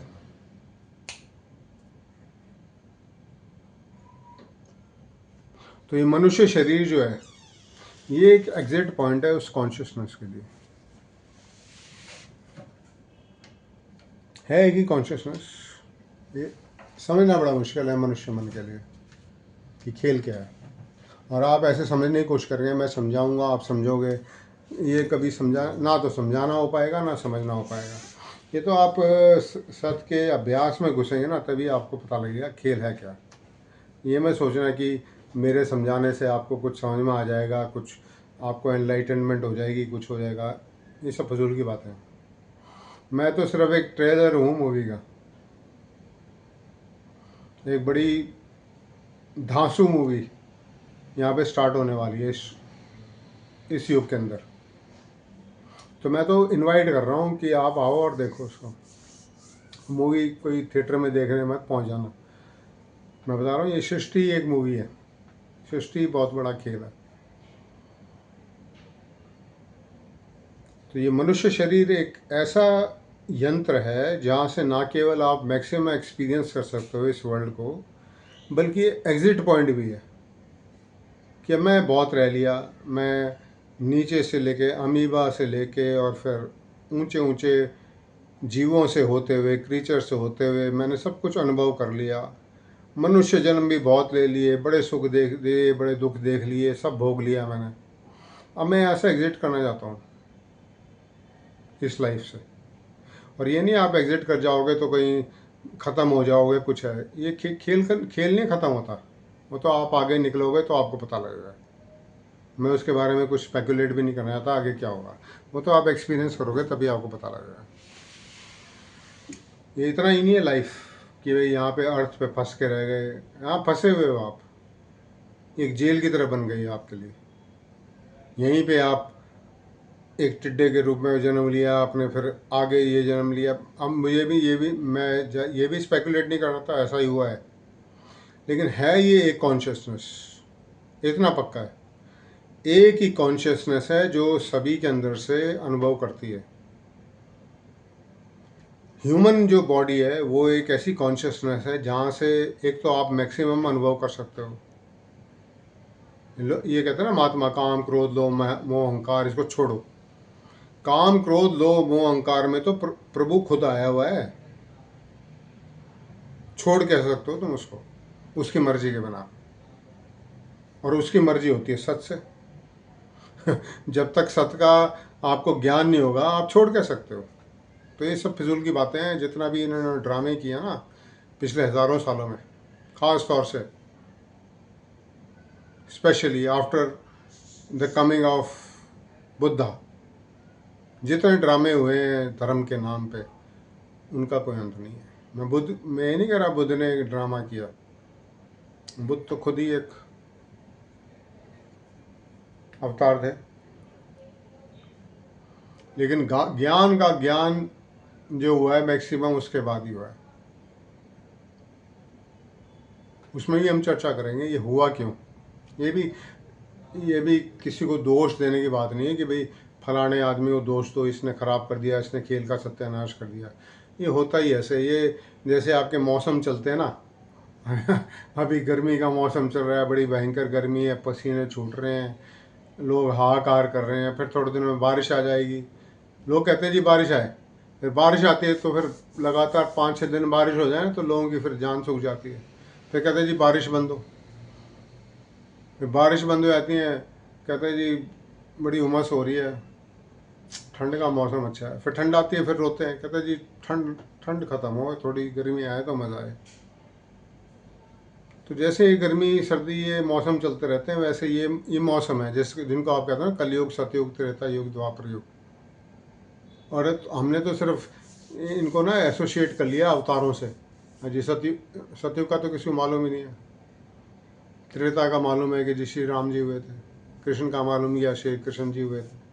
अब वो त्रेता इतना सा नहीं है कि बस सिर्फ एक राम जी हुए, वो तो त्रेता राम हुए, तो जब वो राम जब भी गए तो त्रेता खत्म हो गया। कृष्ण हुए तो कृष्ण जब गए तो द्वापर खत्म हो गया। तो इतना सा द्वापर नहीं था, इतना सा त्रेता नहीं था। ठीक है जी, फिर कलयुग आ गया। तो हम तो अवतारों को देखते हैं बस, हम ये नहीं समझते कि ज्ञान का ज्ञान कैसे हुआ, कैसे एक मनुष्य एक जाति जो थी वो एक साइंस को मानने वाली एक जाति थी, किसी भी पूजा पाठ धर्म अंधविश्वासों को मानने वाली नहीं थी कभी किसी समय में। और कैसे वो फंस गई इन चक्रों के अंदर, किस कारण से? अज्ञानता के कारण से। जब अज्ञानता होती है ना, अब कोई किसी कोई समस्या है, डरा हुआ है बहुत बेचारा, बहुत ज़्यादा है, उसको मिल जाए पंडित जी। अब मैं पंडित को भी दोष नहीं दे रहा पंडित बेचारा खुद फंसा हुआ है माया के अंदर, ठीक है ना। तो मैं ये नहीं कह रहा कि ये फलाना फ्रॉड है या ये, ऐसा कुछ नहीं है। ये जितने भी खेल होते हैं ये सब उसी शक्ति की इच्छा से होते हैं। उस शक्ति के दो रूप हैं, माया और सत्य। वो शक्ति माया में भी खेलती है और सत्य के अंदर भी खेलती है। जब सत्य में खेलती है तो यहाँ पे जो जितने भी जीव हैं वो यहाँ से निकल के और आगे निकल जाते हैं पृथ्वी से, और बड़े लोग हैं। लोग का मतलब ये मत सोच लेना आप इमेजिनेशन की वे विष्णु लोग फलाना लोग, उन लोगों की बात नहीं हो रही, यूनिवर्सेस की बात हो रही है। और बहुत कुछ खेल है आगे, यहाँ पे ही लाइफ नहीं है सिर्फ, ठीक है ना। हम फंस के रह गए यहाँ पे, फंस क्यों जाते हैं वो भी डिस्कशन करेंगे हम किसी आने वाले उसमें एपिसोड के अंदर। तो हम फंसे हुए हैं बेसिकली यहाँ पे, क्यों? अपने विचारों के कारण, अपनी मान्यताओं के कारण, अपने अंधविश्वास के कारण। जीवन अंधविश्वास नहीं है, जीवन विज्ञान है। इसको विज्ञान की तरह समझोगे तभी आप आगे बढ़ पाओगे। और जो हाईएस्ट विज्ञान है उसे कहते हैं सुप्रीम साइंस। और ना विश्वास हो, आप कभी गीता पढ़ के देख लेना, उसमें श्री कृष्ण बोलते हैं, सबसे सुंदर ग्रंथि भगवत गीता है। क्योंकि श्री कृष्ण कहते हैं कि ये ज्ञान और विज्ञान है। इसको सिर्फ ज्ञान नहीं कहते, वो कहते हैं ज्ञान और विज्ञान है। ज्ञान का मतलब होता है थ्योरी और विज्ञान का मतलब होता है प्रैक्टिकल। आप प्रैक्टिकल में इसको अप्लाई करोगे सत्य को, तब आप कहीं पहुंच पाओगे। और इमेजिनेशन से पड़े रहो। पिछली बार को आपको बताया था, आप इस विज्ञान को फॉलो करोगे तो 30 दिन के अंदर आपको ईश्वर के ज्योति स्वरूप में दर्शन हो जाएंगे। और थोड़ा आगे चलोगे तो आप उस नाथ स्वरूप को सुन भी पाओगे। प्रैक्टिकल चीज़ें हैं। आप किसी पत्थर की पूजा करके कोई ज्योति के दर्शन, खुली आंखों से बात कर रहा हूँ मैं आपको। ये नहीं कि आपने आंखें बंद की हुई तो जी हमें तो ज्योतियाँ दिखाई देगी, हमें फलाना दिख गया। वो इमेजिनेशन और तंद्रावस्था की बात नहीं। इनको मालूम क्या धर्म के बारे में? इनको धर्म की डेफिनेशन नहीं पता। धर्म को रिलीजन कहते हैं, धर्म को हिंदू धर्म कहते हैं। हिंदू नाम तो मुसलमानों का दिया हुआ है, तो मुसलमानों के दिए हुए नाम से अपने आप को पहचानते हो। बाकी मुझे मुसलमानों से कोई वैर नहीं है। मैं तो इनके मन की दशा की बात कर रहा हूँ कि जिससे द्वेष करते हैं उन्हीं के दिए हुए नाम से कहते हैं जी हम गर्व से कहो हम हिंदू हैं। थोड़ी शर्म करो, थोड़ा जानो कि धर्म है क्या, और लोगों को बताओ कि धर्म है क्या, हमारे सच्चे धर्म क्या है, हमारे सच्चे ग्रंथ क्या है। ये जानो और लोगों को जनवाओ। और जहाँ धर्म होता है वहाँ कभी पराजय हो नहीं सकती। सत्यमेव जयते। सत्य जहाँ होता है उसकी हमेशा विजय होती है। कहीं नहीं लिखा हुआ राम मेव जयते, कहीं नहीं लिखा हुआ कृष्ण मेव जयते, कहीं किसी ग्रंथ में लिखा हुआ। हमारे उपनिषदों में लिखा हुआ है तो लिखा हुआ है सत्यमेव जयते। सत्य की हमेशा विजय होती है। कहीं नहीं लिखा हुआ कि भाई श्री तुम्हारी दुर्गा जी की जय होती है हमेशा, या किसी हनुमान जी की जय होती है हमेशा। कहीं नहीं लिखा हुआ। कहीं आया है तो यही आया है सत्यमेव जयते। जो सत्य है, सत्य का ज्ञान है, उससे कोई जीत नहीं सकता, कितनी बड़ी शक्ति हो। लेकिन देखो कहते भी हैं कि जी अगर तुम इतने बड़े जानकार थे धर्म के, तुम्हारे भारत के ऊपर मुसलमानों का हमला हुआ, फलानों का हमला हुआ, अंग्रेजों का, फिर तुम कैसे हार गए? इतने तुम्हारे देवी देवता हैं। ये कारण ये हार इसलिए गए क्योंकि सत्य को भूल गए। इनको मालूम ही नहीं था सत्य है क्या। ये तो इस चक्कर में पड़ गए कि मीठ नहीं खाना, शराब नहीं करना है, ये इनका धर्म बन गया। औरत को जला दो, सती बना दो, ये इनका धर्म बन गया। ये फलाना शूद्र है, इसको मंदिर में घुसने दो, ये इनका धर्म बन गया। जब ये सत्य को ही भूल गए, धर्म का धर्म कर दिया, तो ये सब तो होना ही था। जब सत्य है ही नहीं तो जय कैसे होगी? सत्य तुमने धारण नहीं किया, धारण करोगे तो जय होगी ना। सत्य तो तुमने धारण किया नहीं। और ये मत सोचना कि ये कोई मुसलमान और ये क्रिश्चियंस आए और ये आए, ये कोई अलग है तो एक ही मनुष्य जाति। हम तो कहते हैं कि भाई वासुदेव कुटुंबकम। तुम क्या सोचते हो कि ईश्वर वहां जाके उनको ज्ञान नहीं दे सकते? कहीं यही कमी थी तभी तो वो हावी हो पाए। तुमने अधर्म का धर्म का धर्म बना दिया तभी तो हावी हो पाए। और जो ये कहते हैं ना कि अगर ईश्वर ने रक्षा नहीं की उस समय में, वो भी भूल कर रहे हैं। उस समय भी ईश्वर ने रक्षा की। सत्य तो हमेशा रहता है, क्योंकि ये कुछ सौभाग्य कह लो, कुछ क्या कह लो, कोई एक डेस्टिनी कह लो कि ये भूमि कुछ ऐसी है भारत की, यहाँ पे सत्य का कमल तो हमेशा खिला ही रहा है। उस वक्त भी ईश्वर भूले नहीं है। उस वक्त भी बड़े बड़े सुंदर कमल खिले हैं सत्य के। कहीं कबीर के रूप में, कहीं नानक के रूप में। फिर आप कहोगे उन्होंने तलवार ही क्यों नहीं उठाई। ऐसा नहीं है, आखिर में जाके गोविंद सिंह जी ने तलवार भी उठा ली। सत्य लड़ाई से भी नहीं डरता। ठीक है। और क्या बोला मुझे नहीं मालूम, थोड़ा फिर मैं कहता हूँ, मेरा ज्ञान कम है। फिर भी उन्होंने यही बोला गोविंद सिंह जी ने, देह शिवा वर मोहे ये हैं, शुभ कर्मण से कबहू न टरो।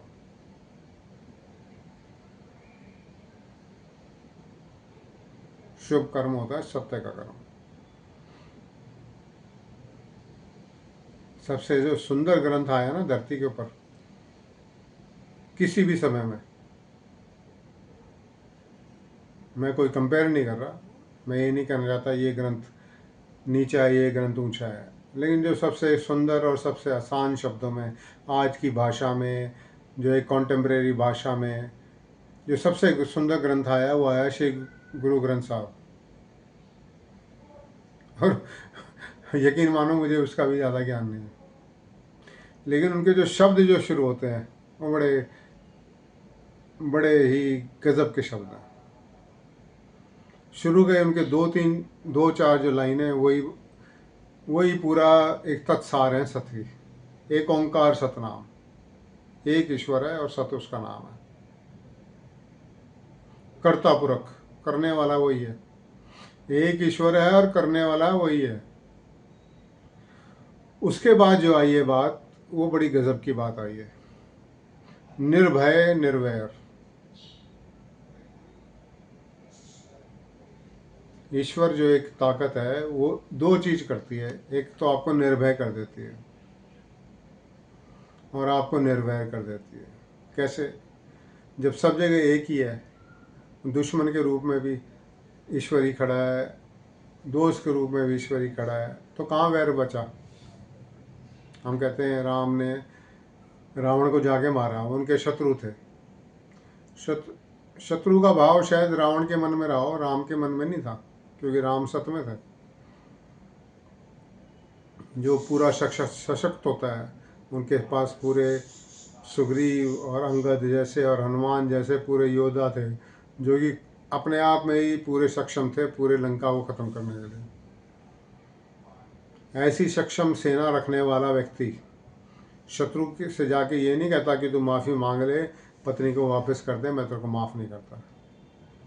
वो तो यही कहेगा, कोई ऐसा होगा ना व्यक्ति तो कहेगा ऐसी की तैसी दुश्मन की ख़त्म करो उसको पहले। लेकिन श्री राम ने ऐसा नहीं किया। उनके रावण के पास कई बार शांति के संदेश, वो शांति के संदेश नहीं थे, सत्य के संदेश थे कि तू महापंडित है, महाज्ञानी है, वेदों को जानने वाला, ठीक है तेरी बहुत, और ये पंडित आज के पंडितों की बात भी है, बड़ा ज्ञान है तुम्हें, लेकिन सत्य का ज्ञान नहीं है, तो आ जाओ सत्य की शरण के अंदर। ये इनविटेशन था राम जी का। और वो आ जाता तो सोच के देखो, इतना एक प्रतापी व्यक्ति, इतना इंटेलिजेंट आदमी, रावण जैसा, जिसने लोहे से भी सोना बनाना सीख लिया, इतना तीव्र बुद्धि वाला व्यक्ति, अगर वो सत्य में आया था तो क्या अचीव नहीं कर लेता। लेकिन मज़े की बात यही है, हमारे ग्रंथ क्या कहते हैं, गुरु ग्रंथ साहब क्या कहते हैं, ताका मूड उचारत वेदा, जाका भेद न जानत वेदा। सत्य का भेद वही व्यक्ति धारण करता है जो कि वेद शास्त्रों को भी पढ़ाता है। वेद शास्त्र करने वाले जो ना, जो जिनको याद है, वो सत्य को नहीं धारण कर पाते, हालांकि वेद शास्त्रों में सत्य ही लिखा हुआ है, और एक मूर्ख आदमी के मुंह से सत्य उच्चारण हो जाता है। और हमारे पूरी हिस्ट्री के अंदर बड़े एग्जाम्पल हैं। वाल्मीकि डाकू, एक सृष्टि को, एक ईश्वर को क्या पड़ी है, वशिष्ठ, विश्वामित्र, भारद्वाज, और पता नहीं क्या कितने बड़े बड़े सत्य को जानने वाले बैठे हैं। सत्य को जानने वाले, मैं ये भी नहीं कह रहा ज्ञानी, पहले ही सत्य को जानने वाले बैठे हैं बड़े बड़े। योग वशिष्ठ लिखा हुआ है वाल्मीकि जी का, जो कि वशिष्ठ और राम के बारे में सत्य की व्याख्या है। उस समय में उनसे रामायण नहीं लिखवाई उन्होंने, कोई वशिष्ठ से रामायण नहीं लिखवाई, विश्वामित्र से लिखवा रहे थे, भारद्वाज से लिखवा रहे थे, अत्रि, पता नहीं कितने कितने बड़े बड़े ऋषि बैठे थे, उनसे रामायण नहीं लिखवाई गई। किससे लिखवाई गई? वाल्मीकि से। कौन था वाल्मीकि? डाकू। कर्म क्या थे? शूद्र। अब लोग कहते हैं ये ब्राह्मण ब्राह्मण, ब्राह्मण ब्राह्मण कोई नहीं होता। हमारे घर में कहते हैं जन्म नाम जायते शूद्र, जन्म से हर कोई शूद्र है, और जो सत का ज्ञान धारण करता है वही ब्राह्मण है, जो ब्रह्म ज्ञान धारण करता है। धारण का मतलब ये नहीं तुमने जान लिया, ब्रह्म ज्ञान पढ़ लिया, वेद याद कर लिए तो तुम हो गए ब्राह्मण। और मैं बोल देता हूँ, मैं भी नहीं हूँ, मैं भी कोशिश कर रहा हूँ, हम भी कोशिश कर रहे हैं, हम तो लेकिन शेयर कर रहे हैं लोगों से कि क्या ज्ञान का ज्ञान हुआ पड़ा है, तो आप जानो, किसी माया के चक्कर मत पड़ो। ये मत समझो कि हमारे पास शक्तियाँ हैं या हम ब्राह्मण हो चुके हैं, हम भी कोशिश कर रहे हैं बस, लेकिन हम समझ चुके हैं कि खेल क्या है, सच क्या है और झूठ क्या है, वो हम जान चुके हैं। ब्राह्मण एक बहुत बड़ी ऊंची अवस्था होती है। कोई नाम रखने से भारद्वाज या वशिष्ठ या कौशिक कोई ब्राह्मण नहीं हो जाता। ठीक है, तुमने उस कुल में जन्म लिया है जहाँ पे कोई एक ब्राह्मण हुआ था, तुम ब्राह्मण नहीं हो। कोई पूजा पाठ करने से ब्राह्मण नहीं होता। ब्रह्म ज्ञान को पूर्ण आत्मसात करने वाला, जिसके अंदर शक्ति हो कि वो रचना कर दे नए ब्रह्मांडों की, जिसके अंदर किसी को भी जीवित करने की शक्ति हो, वो ब्राह्मण होता है। हम भी ब्राह्मण नहीं है, मैं मानता हूँ इस बात को। हम चल रहे हैं इस रास्ते पे, हम समझ रहे हैं इस रास्ते को, लेकिन आपको बता रहा हूँ ब्राह्मण होता क्या है। ब्राह्मण कोई जाति नहीं है। हो सकता है कि कोई, क्योंकि ब्राह्मण नाम से जितनी प्रताड़ना इस देश के अंदर हुई है कहीं नहीं हुई, और देशों में भी हुई है। वहाँ पे प्रीस्ट कहलाते हैं, मौलवी कहलाते हैं, उन्होंने जितना अत्याचार इन लोगों ने किया है उतना मनुष्य इतिहास में किसी ने नहीं किया। जो आपको पंडित और अपने आप मौलवी और ये कहते हैं, और ये मत समझना जाति से मैं भी ब्राह्मण हूँ, लेकिन मैं अपने आप को ब्राह्मण नहीं मानता। क्यों? मैं अपने ग्रंथों में विश्वास करता हूँ, अपने वेदों में विश्वास करता हूँ, जो वेद कहते हैं जन्म नाम जायते शूद्र, जन्म से तुम शूद्र हो। और कोई 4 मंत्र पढ़ के चार वेद कंठस्थ कर कोई ब्राह्मण नहीं हो जाता। कोई पाठ पूजा के तरीके और ये मंत्र करने से कोई ब्राह्मण नहीं हो जाता। जो ब्रह्म ज्ञान को पूर्ण आत्मसात कर लेता है, उस लेवल तक आत्मसात कर लेता है जैसे विश्वामित्र ने किया था, जैसे वशिष्ठ ने किया था, वो ब्राह्मण कहलाता है। विश्वामित्र छटपटाते रहे सारी जिंदगी कि मुझे ब्राह्मण कहा जाए, उन्हें ब्राह्मण नहीं कहा गया। क्यों? तब वो जब तप मंत्र तंत्र क्या क्या नहीं किया उन्होंने। उनकी अगर हिस्ट्री पढ़ के देखो विश्वामित्र की, इतनी खतरनाक हिस्ट्री तो किसी व्यक्ति की हो नहीं सकती। उन्होंने क्या क्या नहीं किया, क्या क्या प्रयोग नहीं किए, क्या क्या तंत्र नहीं किया, क्या क्या साधनाएं नहीं की, सिर्फ एक विश्वामित्र को वशिष्ठ को खत्म करने के लिए। अगर यही तंत्र मंत्र और ये साधनाएं अगर ब्राह्मण के कहलाने के लिए काफ़ी होती हैं तो वो बहुत पहले ब्राह्मण कहलाए जाते। लेकिन नहीं,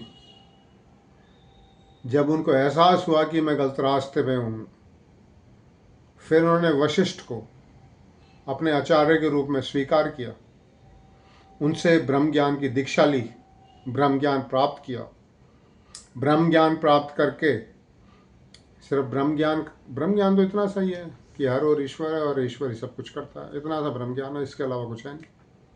लेकिन इससे काम नहीं चलता।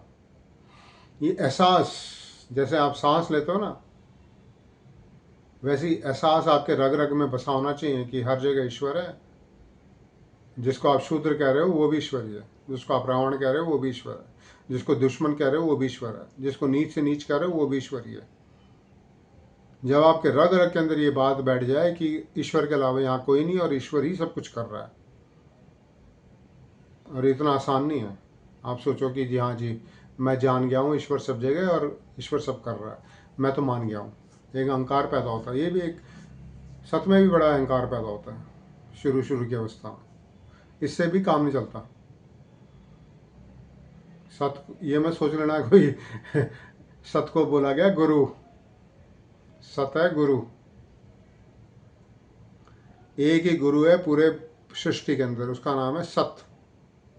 जब आप सत को धारण करोगे और आप कहोगे हाँ मैं जान गया हूँ, फिर वो रगड़ेगा आपको, और ऐसा रगड़ेगा जिस जिस क्षण आपने सोचा ना कि मैं पहुंच गया हूँ, वहीं उठा के नीचे पटकेगा। बोल अब। फिर आपको एहसास हुआ कि मैंने तो कुछ पाया नहीं, फिर वो कुछ आगे बढ़ने देगा, फिर उठा के नीचे पटकेगा। अब बता। सत है पूर्ण गुरु, पूर्ण रगड़ता है। गुरु ब्रह्मा गुरु विष्णु गुरु देवो महेश्वर है, गुरु साक्षात पर ब्रह्म है, तस्मै श्री गुरुवे नमः। गुरु का मतलब होता है ज्ञान। ज्ञान तो ब्रह्मा विष्णु महेश के पास भी बहुत है, लेकिन साक्षात गुरु यानी कि पूर्ण ज्ञान जानने वाला है, उसे कहते हैं पर ब्रह्म। उस पर ब्रह्म को मैं नमन करता हूं। मैं ब्रह्मा विष्णु महेश को नमन नहीं करता। समझो अपने ज्ञान की थाती को, क्या ज्ञान है हमारे वेद शास्त्रों में, और क्या हमने ज्ञान के कारण अज्ञान कर दिया आज के युग के अंदर।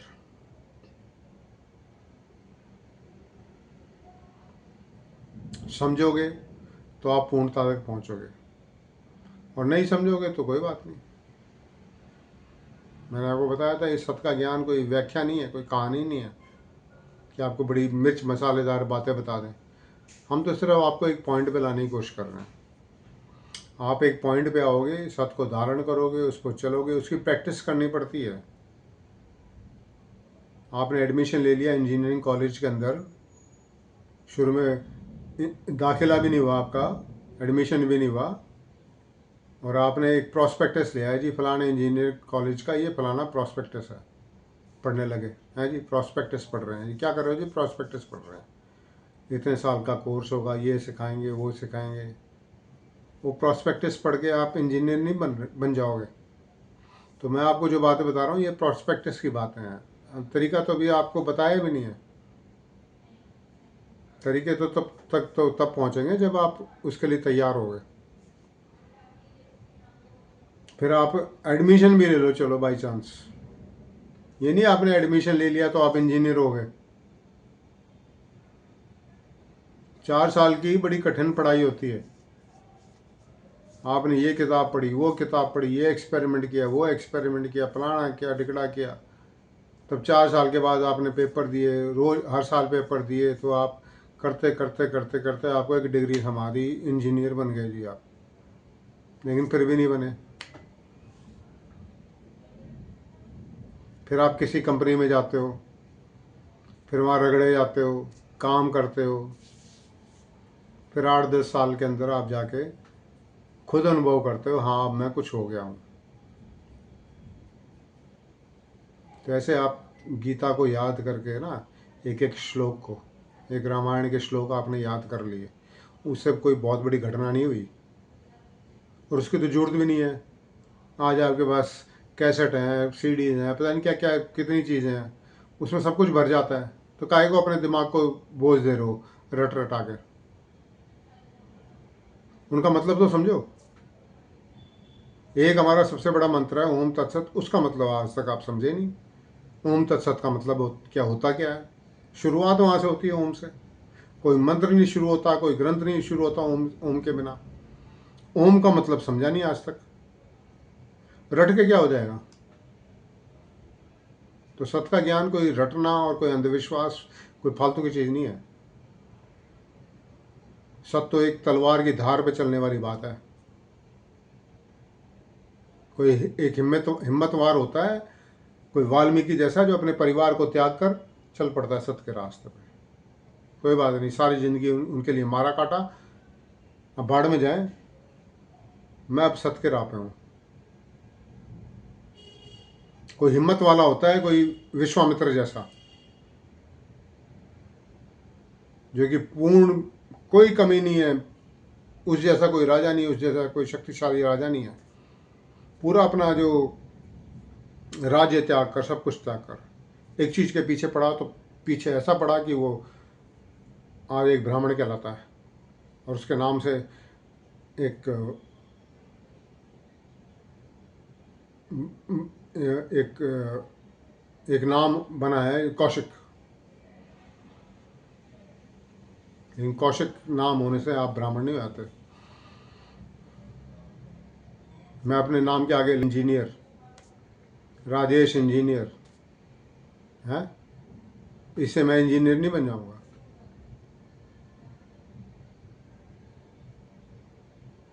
यहाँ मैं लिख दूँ राजेश डॉक्टर,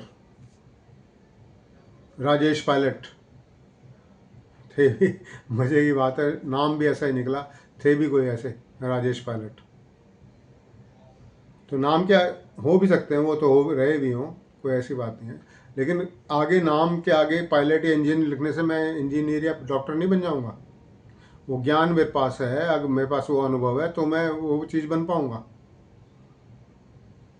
आपके पास ब्राह्मण होने का ज्ञान है, और ब्राह्मण होना ये नहीं होता पाठ पूजा याद कर ली, मंत्र याद कर लिया आपने, शादियां करा दी आपने, पूजा पाठ करा दिए, ये करा दिया, ये आपने वेद याद कर लिए और उपनिषद याद कर लिए तो आप ब्राह्मण हो गए। ऐसे तो फिर वो किताबें रट रट के भी इंजीनियर बन जाएंगे, किताबों से कोई इंजीनियर नहीं बनता। और ऐसे भी लोग हैं जिन्होंने इंजीनियरिंग किताबें नहीं पढ़ी, लेकिन वो शुरू से मैकेनिक का काम करते हैं, वो इंजीनियर से भी ज़्यादा जानते हैं मशीनों के बारे में। ऐसा हुआ है, अनुभव में आया है। इंजीनियरिंग कर कर के लोग ऑटोमोबाइल कंपनी की फैक्ट्री में गए हैं और वहाँ उनको ऐसे ऐसे लोग मिले हैं जो कि पता नहीं कितने सालों से काम कर रहे हैं, जो कि मैकेनिक हैं, अनपढ़ लोग हैं, और उनको इंजन के बारे में ज़्यादा ज्ञान है उन इंजीनियरों से। तो प्रैक्टिकल चीज़ से आदमी कुछ बनता है, सिर्फ किताबी ज्ञान से कोई कुछ नहीं बन जाता कि भाई मैं ब्राह्मण हूँ। हमारे ही नाम के आगे भारद्वाज, कौशिक और शर्मा वर्मा लगे जाते हैं हमारे परिवार के अंदर, उससे हम ब्राह्मण नहीं हो गए। मैं तो बोल देता हूँ, अपने रिश्तेदारों को भी बोल देता हूँ, और वो चिढ़ जाते हैं। चिढ़े तो चिढ़े, क्या कर सकते हैं। सच्चाई अगर कहीं चुभती है तो चुभनी चाहिए, चुभेगी तो हम सही मार्ग पे आएंगे। चुभाने का मतलब ये नहीं होता कि आपको नीचा दिखाना। चुभाने का मतलब होता है कि आपको सशक्त बनाना, ये दिखाना कि ये कमजोरी कहाँ पे है। आपको अपनी कमजोरी कैसा, ये कहने से मैं बलवान हूँ, आप बलवान नहीं हो जाओगे। ये कहने से मैं ब्राह्मण हूँ, आपके अंदर ब्राह्मण की और परशुराम की और किसी की ताकत नहीं आ जाएगी। आप अपनी कमजोरी को जानोगे और उस कमजोरी को ठीक करने की कोशिश करोगे तो एक दिन आप भी परशुराम की तरह उतने ताकतवर हो सकते हो। और बाकी परशुराम की कितनी भी जय कर लो, वो ताकत ना तो आप में आएगी ना कभी आ सकती है।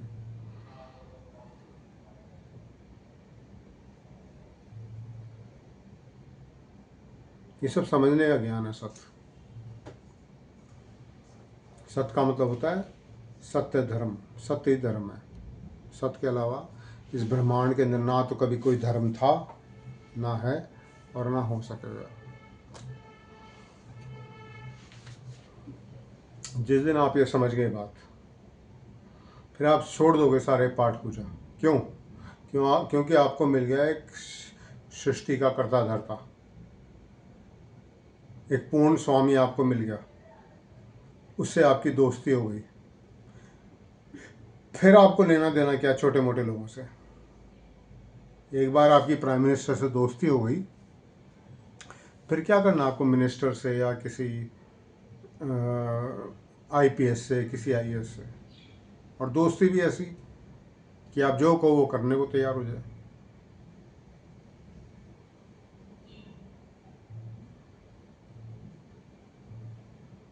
तो ऐसा ही सृष्टि से, इस प्रकृति से,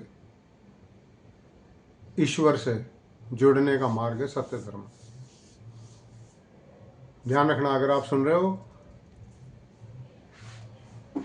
और स्वीकार कर रहे हो इस बात को, तो ये मान लेना एक ही धर्म है, सत्य धर्म। सत्य के अलावा कोई धर्म नहीं है। और वो कोई धर्म ड्यूटी नहीं है कि मैंने ऐसे करना है, मैंने ऐसा करना है। धर्म में तो पूरी सृष्टि ऑलरेडी है। लोग कहते हैं जी हमें धर्म स्थापना करनी है, हमें हम धर्म को की रक्षा करेंगे। तुम क्या धर्म की रक्षा करोगे? तुम तो धर्म के अधीन हो, कभी निकले नहीं अधीन धर्म से। तुम सोचते हो कि हम धर्म का पालन नहीं करेंगे या पालन करेंगे। धर्म के तो तुम अधीन हो। उसके पैरों में तो माया भी नाचती है। ब्रह्मा विष्णु महेश भी उसके पैर के अंगूठे के नीचे दबे हुए हैं धर्म के। और धर्म फिर यमराज को भी मत समझ लेना तुम। धर्म का मतलब सत्य धर्म। उसकी पावर से बाहर तो कोई भी नहीं है। तो तुम कैसे हो सकते हो? तो धर्म को समझने का ये वक्त आया है। ये कोई धर्म ऐसा धर्म नहीं होता कि भाई घंटियाँ बजा दी और धूप जला दी और ये कि तुमने मेवे चढ़ा दिए और ये तुम चढ़ा क्या सकते हो ईश्वर को? जो पूरी सृष्टि का मालिक है, तुम उसको चढ़ा रहे हो मिठाइयाँ। जो फूल पहले ही उसके लिए उगे हुए हैं पेड़ों के ऊपर, फूल भी और पत्तियाँ भी और पेड़ भी उसी के रूप हैं, उस पर पहले ही अर्पित हैं। तुम तोड़कर उस पर चढ़ा रहे हो हैं? मिठाइयाँ बनाकर उस पर चढ़ा रहे हो। और चढ़ा भी किस पे रहे हो? पत्थर की मूर्तियों में। पत्थरों में जाके तुम अपने प्लग लगा रहे हो मोबाइल के कि चार्ज हो जाए, क्योंकि यहाँ इलेक्ट्रॉन है। वहाँ से चार्ज नहीं होगा। ये जो मनुष्य शरीर है, ये वो स्थान है जहाँ से तुम ईश्वर से जुड़ सकते हो। पत्थरों से नहीं जुड़ सकते। वहाँ भी ईश्वर है, पत्थरों में भी इलेक्ट्रॉन है। तुम्हारे दरवाजे में, तुम्हारे कुर्सी में, तुम्हारी मेज में, तुम्हारी फर्श में, तुम्हारे घर में, हर जगह इलेक्ट्रॉन है। वहाँ से तुम इलेक्ट्रॉन लेके तुम अपने पंखे और ये एसी नहीं चला सकते। उसका एक तरीका है, एक तार है, उसमें से इलेक्ट्रॉन का प्रवाह हो रहा है, वहीं से तुम एक्सेस कर सकते हो इलेक्ट्रॉन्स को और तुम अपना यंत्र चला सकते हो। मनुष्य शरीर के अब आप ये बड़ा इंपॉर्टेंट पॉइंट आया। कहते हैं मनुष्य शरीर जो है, मनुष्य जन्म जो है, वो देवताओं को भी दुर्लभ है। क्यों दुर्लभ है? क्योंकि मनुष्य शरीर वो यंत्र है, वो जगह है जहाँ से ईश्वर को एक्सेस किया जा सकता है। लेकिन ये नहीं तुम मनुष्य शरीर में आके फिर पत्थरों को पूजने लगो। मनुष्य शरीर ही सुप्रीम एक्सप्रेशन है डिवाइन का, ईश्वर का। अगर सच बोला जाए, ये मनुष्य शरीर ही स्वयं ईश्वर है। ये मत बोलने लग जाए मैं ईश्वर हूँ, यहाँ पे फिर आप धोखा खा जाओगे। क्योंकि मैं तो आप किसी और को समझते हो। मैं तो आप अपनी कल्पना में पता नहीं क्या मैं बना रखी है आपने। ये मनुष्य शरीर एक्चुअल में ईश्वर का ही पूर्ण रूप है। यहाँ पे इस मनुष्य शरीर में हृदय में ईश्वर ज्योति और नाद स्वरूप में पूर्ण रूप में विराजमान है। यहाँ पे उनको एक्सेस किया जा सकता है और उस परम शक्ति से जुड़ा जा सकता है। जैसे आप इलेक्ट्रॉन्स पत्थरों में होते हुए भी वहाँ पे अपना चार्जर लगा के अपना मोबाइल चार्ज नहीं कर सकते, तो ये ऐसे ही तुम्हारी ये मूर्तियाँ सब बेकार हैं जो ये भगवान की बना रखी है आपने। ईश्वर को एक्सेस करना है तो वो तुम्हारे खुद के हृदय में ज्योति स्वरूप में और नाद स्वरूप में विराजमान है। और वो सत्य वो तरीका है जो सिखाता है आपको कैसे उसको एक्सेस करना है। तो आपकी रुचि बने, आप अपने रोगों से, अपनी समस्याओं से, अपनी चिंताओं से मुक्त होना चाहते हैं, उस ईश्वर से जो आपके हृदय में बैठा है उससे जुड़ के, तो आपको सत्य का विज्ञान फॉलो करना पड़ेगा।